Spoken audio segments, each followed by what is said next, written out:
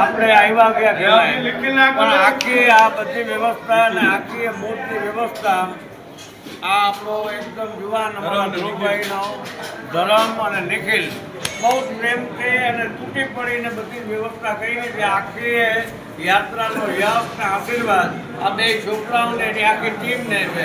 બોલો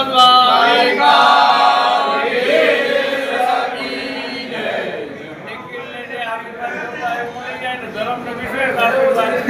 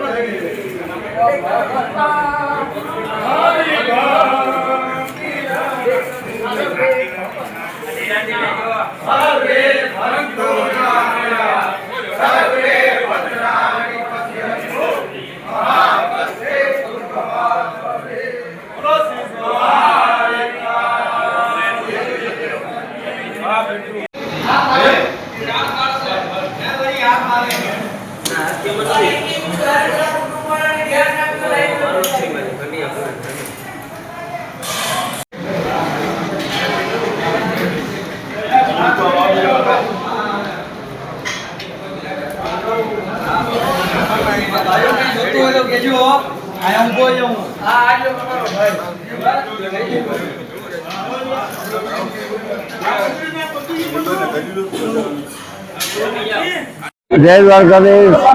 ખરેખર કોઈ કાર્યક્રમ જ નથી, પણ અમારા છપ્પન સીડી ના તુલા મંદિરના આપણા જે પંડા ભાઈઓ છે, અમારી રાહુલની કેદારેશ્વરની જે દુકાન ને અમારી જે મંડળી છે, એ બધાના મનમાં એક વિચાર આવ્યો કે ભાઈ એક બે દિવસનો આનંદ, બેટ હનુમાન દાંડી જઈ ભગવાનનું કીર્તન કરવું, ધૂન કરવી, આનંદ કરવો અને બીજા દિવસે ભગવાન દ્વારકાધીશજીની બેટ દ્વારકામાં ધ્વજારોહણ કરીને અહીંના આપણા જે ભાઈઓ બહેનો છે અને મંદિરનો સ્ટાફ વગેરેને ભોજન પ્રસાદ કરાવી અને એ બધાને આશીર્વાદ પ્રાપ્ત કરવા. આ એક ટૂંકો કાર્યક્રમ પણ ભગવાન દ્વારકાધીશના હનુમાનજીની કૃપાથી કાલના આવ્યા તે દિવસથી ખૂબ આનંદ અને ઉત્સાહથી કાલ સાંજ, કાલ રાત્રે અને આજનો આ કાર્યક્રમ સંપન્ન થયો. આખી વ્યવસ્થામાં અમારા અહીંયા બેટમાં ધ્રુવભાઈના સુપુત્ર ધરમભાઈ, નિખિલભાઈ અને બેટના જે આપણા ભાઈઓ છે એ લોકોએ આપણને ખૂબ સાથ સહકાર આપ્યો, બધી જ વ્યવસ્થા કરી દીધી. કાલે સંગીત સંધ્યાની અંદર પણ આપણા ભાર્ગવભાઈ ઠાકર, એમની ટીમ, એની સાથે આવેલા અમારા હિમાંગભાઈ, કાનદાસભાઈ, અમારા ભાર્ગવભાઈ વાયડા અને રાજુભાઈ વગેરે ખૂબ, અમારા રાઘવભાઈ અને બધા જ ભાઈઓ એની મેળે મોજ કરતા હતા અને ખૂબ આનંદ કર્યો. સંજયભાઈ ભોજનની વ્યવસ્થામાં હતા તો એમને ખૂબ આનંદ કરાવ્યો.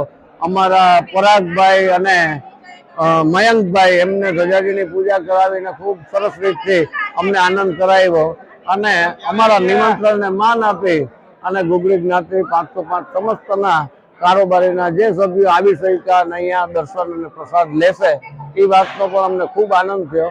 અને આવો ને આવો આનંદ સૌ ભાઈઓ કરતા રહે. વિશેષમાં આજે અમારા ભૈલુભાઈ નો જન્મદિવસ છે તો એમને પણ આખા મંડળ વતી અને આખા બ્રહ્મ સમાજ વતી ખૂબ આશીર્વાદ આપીએ કે અમારા ભાઈને પણ ભગવાન ખૂબ ખૂબ દીર્ઘાયુષ્ય આપે અને અમારા જે યુવાનો છે એના જે મનના મનોરથ છે એ પણ ભગવાન પરિપૂર્ણ કરે એવા આશીર્વાદ. સૌને જય દ્વારકાધીશ.